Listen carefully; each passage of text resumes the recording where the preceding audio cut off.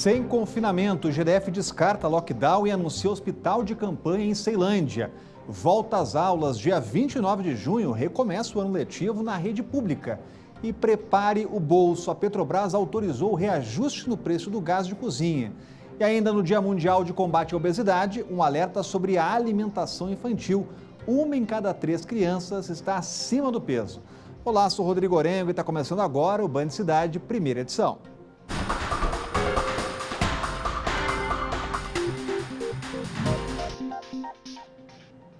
Falar aqui de educação, pelo menos 450 mil alunos da rede pública vão voltar às aulas neste mês, mas por meio virtual. As aulas à distância vão contar com a presença para o fim do ano letivo e as aulas presenciais, por enquanto, estão descartadas. Então confira na reportagem. A volta será por etapas, sendo que a primeira começou hoje com o retorno dos gestores. Na última fase, no dia 29 de junho, entra a teleaula com cobrança de presença para os alunos. O anúncio foi feito pelo secretário de Educação do Distrito Federal por uma live. A partir do dia 5, a volta dos professores, também nesta modalidade de trabalho à distância, de teletrabalho, e também dos demais colaboradores, dos demais integrantes desse quadro da Secretaria de Educação, que são todos os profissionais de ensino que atuam juntamente com os professores nas escolas. Para ter acesso às aulas, os alunos precisarão se cadastrar no Escola em Casa, uma sala de aula virtual que opera por meio do Google Sala de Aula. Para receber a presença, os alunos precisarão fazer as atividades curriculares. Mas, para o Sindicato dos Professores, o conteúdo online com a cobrança de presença só vai aprofundar a desigualdade social. Nós temos uma pesquisa que aponta que mais de 100 mil alunos não terão acesso a essas plataformas porque não disponibilizam de recursos. E também temos uma parcela da própria categoria que não tem banda larga, não tem computador para desenvolver esse trabalho. Mas para a Associação de Pais e Alunos do Distrito Federal, o momento é mais do que oportuno. É uma possibilidade que está sendo nesse momento então utilizado para que os alunos da rede pública do Distrito Federal não percam esse ano letivo e possam de alguma maneira minimizar os impactos na educação, do ensino, de aprendizagem nesse período. O GDF explicou que quem não tiver acesso ao conteúdo digital vai poder acompanhar as aulas pela televisão ou por um material impresso. A Secretaria de Educação disse que vai tentar suprir as necessidades dos alunos. É o estudante que vai declarar isso. Ele diz, olha, eu tenho acesso à internet, eu posso entregar pela plataforma. Se ele disser que ele não tem acesso à internet, a gente vai entregar o material impresso. Na rede particular, a situação é diferente, já que boa parte das escolas já aderiu ao ensino à distância quando as determinações de isolamento social começaram. As escolas particulares já estão tendo aulas desta maneira há mais de 2 meses.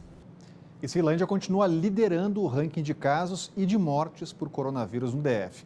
Hoje o governo do Distrito Federal anunciou a construção de um novo hospital de campanha na cidade, que deve ficar pronto em 40 dias. O chamado lockdown ou confinamento, que seria um bloqueio total das atividades, por enquanto, está descartado. E ao vivo a repórter Camila Lopes tem mais informações, já está com a gente por aqui. Aliás, Camila trouxe a informação em cima do lance na Rádio Band News mais cedo e agora vai detalhar para a gente. Então está tudo descartado, essa história de lockdown, né, Camila? Boa tarde. Boa tarde, Orengo. Boa tarde a todos. Exatamente. Por enquanto está descartado. Vamos falar primeiro sobre esse hospital, que vai ser um hospital de campanha acoplado ao Hospital de Ceilândia. Ele vai funcionar naquele mesmo terreno e vai atender pacientes com Covid. E aí o que são? São 73 leitos, também tem leito de UTI vai ter leito de UTI nesse hospital que vai atender apenas esses pacientes com Covid. A gente estava conversando com a superintendente daquela região da Secretaria de Saúde, e ela estava falando de um outro problema que é enfrentado, que é a questão dos profissionais de saúde que estão infectados e acaba reduzindo a quantidade de profissionais que atuam no Hospital Regional de Ceilândia. Só para a gente ter uma ideia, são 1.600 profissionais que atuam lá, desses 136 estão afastados por estarem com Covid. E a gente Quanto ao lockdown, que era uma pergunta que todo mundo estava se fazendo, se realmente Ceilândia vai ter lockdown, não vai ter. O vice-governador Paco Brito, que esteve na administração de Ceilândia agora pela manhã com o administrador, ele falou que por hora não, mas não descarta se as medidas não forem cumpridas. Vamos ouvir. A intenção é mostrar que o governo está presente, através do governador Ibanez, que determinou este gabinete aqui. O secretário Francisco ficará essa semana para implantar a nova gestão, vamos chamar assim, o novo fluxo do hospital, tá? E para tanto também está vendo a construção do hospital acoplado, tá? A UPA que será entregue em dezembro e do hospital de campanha. Orengo, quanto ao lockdown, ele fala o seguinte, o vice-governador ele chegou a falar, olha, se o comércio continuar abrindo, aqueles que não estão liberados, se a população continua indo para a rua sem máscara, não manter o distanciamento, tiver aglomeração, pode ser sim, tomada uma decisão que ele fala que é mais enérgica, mais dura, mas vai continuar esse trabalho de conscientização, só lembrando que Ceilândia tem mais de 1.300 casos de Covid-19, de um total de mais de 12 mil, são 12.200 que hoje o Distrito Federal tem e 39 mortes, realmente uma situação preocupante. Vamos ficar esse alerta, até porque o lockdown, que é o confinamento, não é voluntário. A pessoa não pode sair de casa se não tiver trabalho essencial, se não tiver um motivo ir para comprar alimentação, como a gente viu na Europa. Então, por enquanto não tem, mas fica o alerta que foi trazido aqui pela Camila Lopes. E o DF bateu 2 recordes nas últimas 24 horas. Foram 14 mortes por Covid-19 e 764 testes positivos novos da doença. Agora são 193 mortes e 12.251 pessoas infectadas pelo vírus. Olha, o número de recuperados, a gente sempre traz aqui para dar esperança para todo mundo, é de 6.919 vencedores da Covid. O assunto continua sendo o combate ao coronavírus, porque tem números preocupantes chegando com o Adriano Oliveira. Vamos lá para a Rádio Band News. Já está lá o Adriano, porque em um segundo tudo pode mudar. Qual é a novidade naquele balanço que você está sempre de olho, hein, Adriano, sobre leitos de UTI? Boa tarde. Boa tarde, Orengo. Boa tarde a todos. O que preocupa não só a nós, mas eu acho que a toda a população, é que chegamos nesse exato momento a 50% dos leitos de UTI ocupados no Distrito Federal. São 322 unidades aqui no DF, 161 estão ocupadas e as outras ainda em reserva. Essa situação, ela coloca também em risco aquilo que a Camila falava agora há pouco sobre a situação de flexibilização do comércio. A gente vê em Ceilândia, por exemplo, é a cidade que tem o maior número de casos confirmados da Covid-19, com 1.302. E por isso que traz toda essa preocupação, quanto maior o número de leitos ocupados. É aquilo que serve como balizador até os 50%. Atualizando agora há pouco, continua ainda a mesma situação. E o hospital que é referência, que é o Agarran, dos 20 leitos tem 19 ocupados, ou seja, só tem uma vaga. Sobre os números de hoje da Covid, também foram atualizados agora há pouco. São 193 mortes até agora e 12.251 casos confirmados, Orengo. Valeu, Adriano. Continuar de olho nesses dados para sempre trazer atualização aqui para o Band Cidade. Olha, a campanha de vacinação contra a gripe foi prorrogada mais uma vez e a nova data é dia 30 deste mês. Segundo o Ministério da Saúde, a programação foi ampliada por conta da baixa procura pelas doses por parte dos grupos prioritários. Por aqui, 760 mil pessoas e 66 mil pessoas já foram imunizadas contra o vírus da influenza. Até o momento, 73% da população procurou a cobertura vacinal. E a meta é que até o fim da campanha, 90% do público-alvo seja imunizado. As vacinas estão disponíveis nas 128 salas das unidades básicas de saúde em todo o DF. Aproveitar aqui para chamar a Thalita Almeida, que tem um recado para você. Em tempos de pandemia do coronavírus, o GDF não para. Mais de 200 obras seguem em andamento em todo o Distrito Federal. Além da manutenção dos serviços e da melhoria das nossas cidades, sabe o que isso também significa? São 10 mil empregos diretos e indiretos que também ajudam a diminuir o problema da crise econômica. Ou seja, são pelo menos 10 mil famílias que mantêm seu sustento. Esses trabalhadores executam serviços de recuperação de asfalto e reparos reparos nas redes elétrica e de água e esgoto, além da limpeza urbana. E muitas obras viárias, de infraestrutura e de construção civil também continuam acontecendo. Tudo isso atendendo às recomendações dos especialistas em saúde. O GDF não para e assim tudo continua funcionando. E quando tudo isso passar, a nossa cidade vai estar ainda melhor. Você vai ver. Mesmo em tempos difíceis, o DF está em obras. E veja a seguir a relação entre obesidade infantil e doenças graves na vida adulta. Uma entrevista em seguida para explicar os detalhes. Não saia daí, a gente volta já.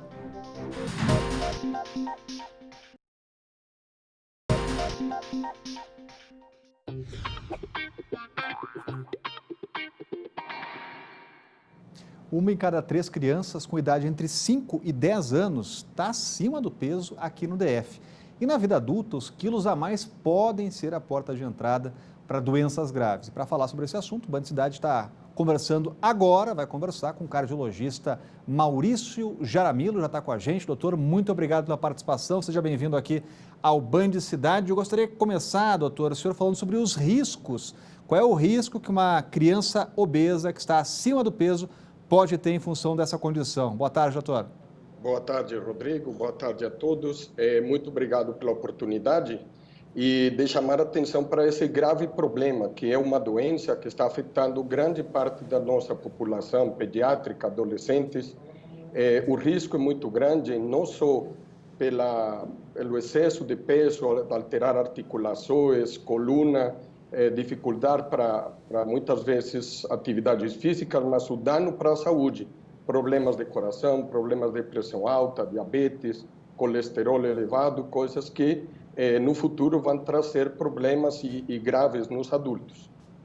Isso é importante e fica o alerta. Agora, qual é o tipo de alimento, doutor, que a criançada ou o pai e a mãe devem evitar, né? Bolacha, biscoito, chocolate, né? Tem que fazer uso com moderação, doutor? Falou tudo, Rodrigo. Infelizmente, os alimentos mais gostosos e chamativos para as crianças são os que nos levam mais rapidamente a esse problema de saúde. Salgadinhos, bolacha recheada, sucos de caixinha, salgadinhos, salgados, tudo que tem muito corante, muito sódio, gordura, açúcar, nos leva a esse grande problema e rapidamente. E nesta época em que as crianças estão em casa, trancadas, uma forma de tê-las mais felizes é comprar todos esses alimentos para estar à disposição deles. Agora, só para dar a sugestão, então, doutor, a gente falou que não pode comer, o que deve comer? Fruta, verdura, o que mais, doutor? A alimentação tem que ser balanceada, não podemos também eliminar completamente e deixar uma criança triste nunca comer algum alimento desses que deixa eles mais felizes, mas temos que ter uma dieta bem balanceada, com legumes, com frutas, verduras, carboidratos, proteínas, para que ela, no seu crescimento, ela tenha um desenvolvimento adequado de peso, de altura, o seu rendimento escolar, a sua prática de atividade física depende desse bom equilíbrio entre alimentação e atividade física. Ficou alerta, então. Muito obrigado, doutor, pela presença e participação aqui no Band Cidade. Prazer, Rodrigo. Obrigado. E olha, prepare o bolso, porque a Petrobras autorizou o reajuste no preço do gás de cozinha. O aumento pode chegar a 5%. O aumento do preço nas refinarias de 5,3% foi anunciado pela Petrobras, mas o reajuste foi criticado pelo Sindicato das Empresas Transportadoras e Revendedoras de Gás LP do DF. Reafirmamos a falta de transparência adotada pela política de preços da Petrobras.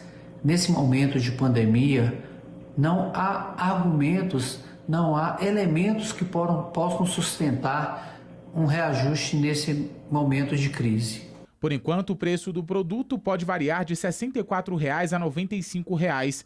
O aumento em botijões de 13 quilos de uso doméstico ainda não será repassado ao consumidor, isso porque as distribuidoras estão com os estoques antigos. É necessário esperar, a movimentação do mercado e assim constatar o que de fato poderá ser impactado ao consumidor. Por meio de nota, a Petrobras disse que no acumulado do ano houve redução no preço do gás de cozinha. Em novo decreto publicado em edição extra do Diário Oficial do DF, o GDF autorizou atividades culturais em estacionamentos, desde que os presentes se mantenham dentro dos carros, uma distância mínima de 2 metros entre cada um. Quem vai explicar para a gente é a Thalita Almeida, já está com a gente aqui. Então, é a história do Cine Drive-In, que a gente já tem aqui. Aliás, é uma referência para Brasília, para a América Latina. É o único lugar que tem ainda Cine Drive-In.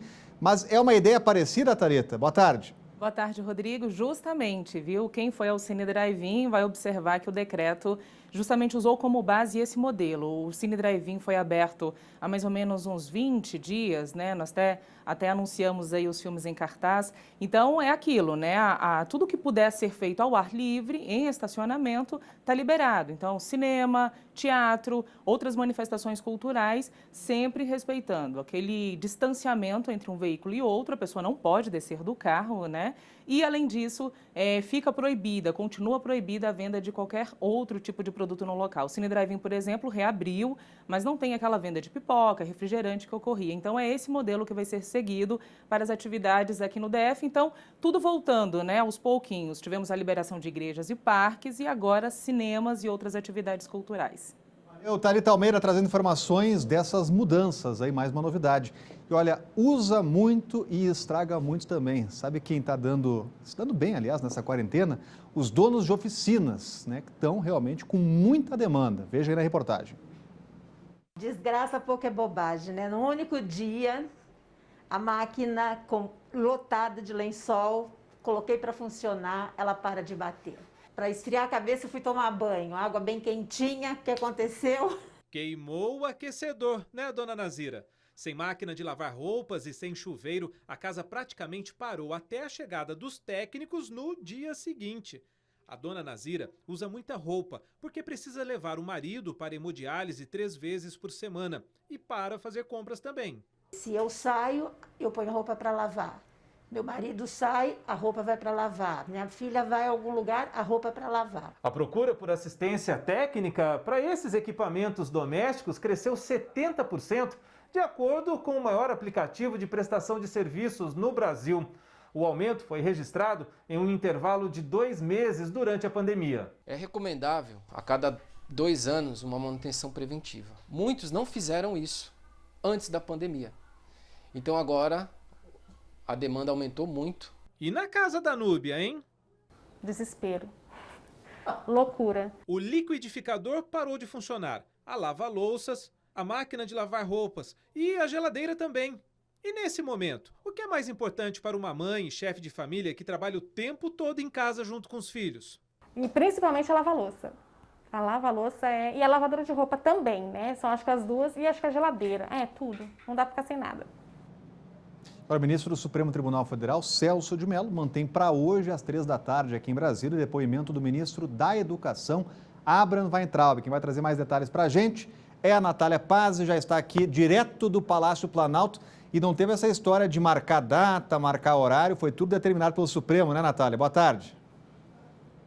Oi, Orengo, muito boa tarde para você e para todo mundo que nos acompanha. Exatamente, o ministro da Educação, Abraham Weintraub, deve prestar depoimento hoje à tarde, às 3 horas da tarde, à Polícia Federal sobre o suposto crime de racismo. A gente lembra que esse inquérito foi aberto pela Procuradoria-Geral da República depois de algumas declarações do ministro sobre a China. Inclusive, ontem, o ministro do Supremo Tribunal Federal, Celso de Mello, ele negou um recurso de Weintraub, afirmando que ministros de Estado não têm a prerrogativa de marcar data, local e horário no depoimento quando configuram, então, na condição de suspeitos, investigados, indiciados ou réus, e nesse caso, Weintraub, ele consta nesse inquérito como investigado. Como é que foi esse recurso, então? Os advogados de Weintraub acionaram o STF no último dia 27, afirmando que o decano Celso de Mello, ele não considerou as prerrogativas de ministro de Estado e que Weintraub teria o direito de acertar previamente essa questão, então, das condições do depoimento, como data, local e horário,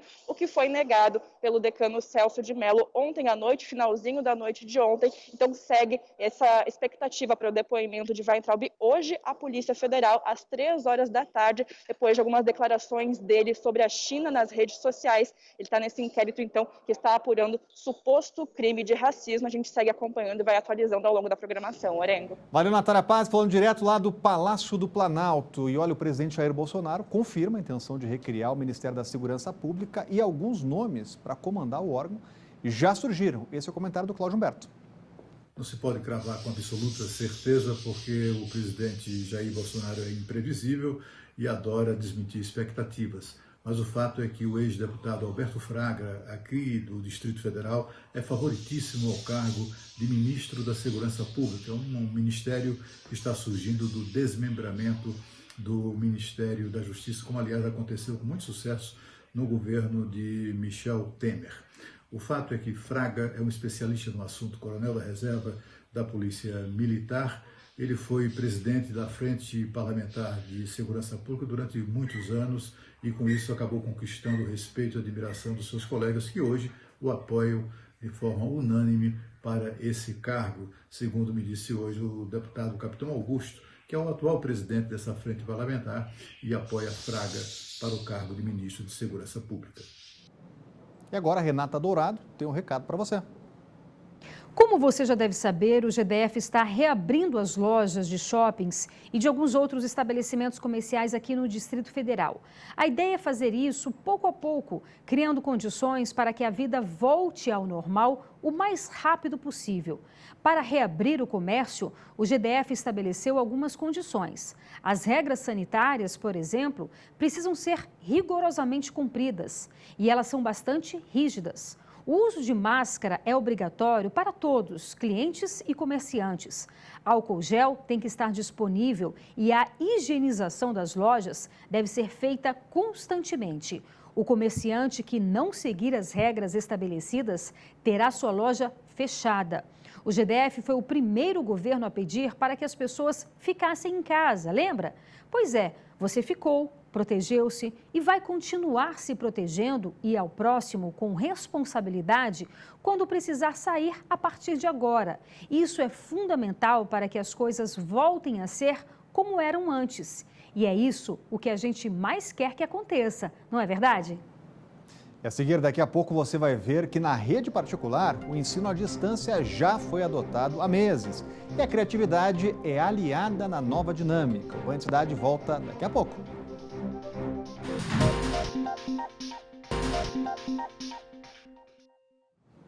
A pandemia do novo coronavírus alterou a rotina das escolas de todo o país. Tanto professores quanto alunos tentam se adaptar ao novo formato das aulas.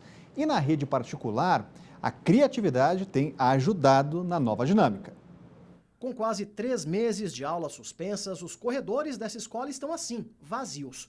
O jeito foi usar a imaginação para garantir o aprendizado dos pequenos. E vale tudo, desde a criação de cenários até a caracterização de professores com personagens de desenhos infantis. Tem a Emília, o Mickey, a Batgirl, tudo para chamar a atenção da criançada durante as aulas. Os professores aderiram bem à ideia de utilizar uma plataforma para fazer aulas virtuais.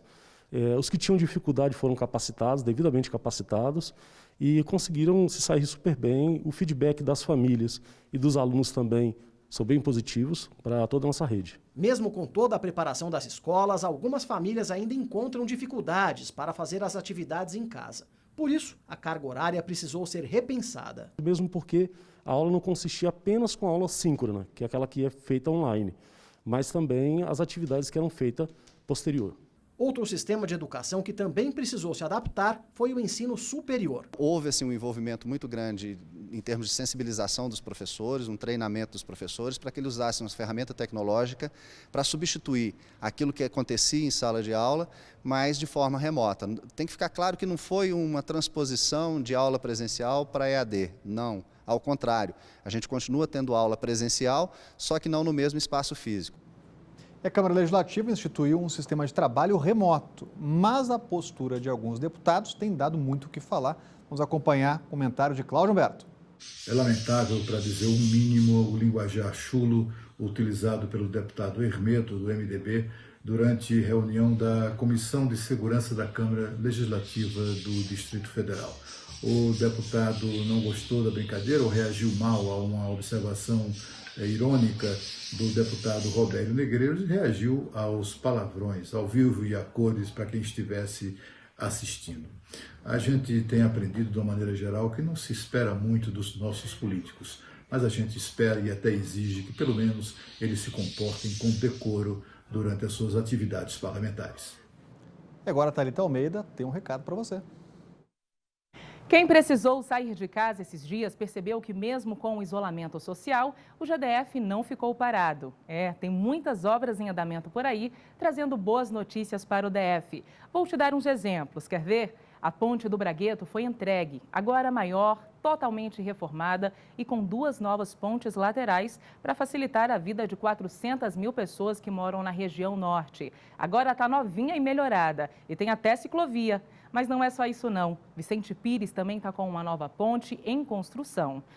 Tem obras novas por todos os cantos do DF. O setor hospitalar sul está sendo renovado e melhorado, com o apoio da iniciativa privada. E tem novidade na área da segurança também. A 17ª DP em Taguatinga está em reforma. Para os pedestres, tem calçadas sendo construídas em Águas Claras, Samambaia e na Ceilândia. É isso mesmo, o GDF está trabalhando para quando esse período complicado passar, as nossas cidades estarem ainda melhores. Mesmo nesse tempo difícil, o DF está em obras. Para o GDF é tempo de ação. E lembre-se, se tiver que sair de casa, use máscara. E o Band Cidade Primeira Edição vai ficando por aqui, vem chegando aí a galera dos donos da bola. Já vou chamando meu amigo Dani Pança, está comigo aqui porque tem agora novidade no Flamengo, que a gente está sabendo já. Eu quero saber de você, Dani, com o Jorge Jesus confirmado, será que o Flamengo vai continuar ganhando títulos aí, Dani?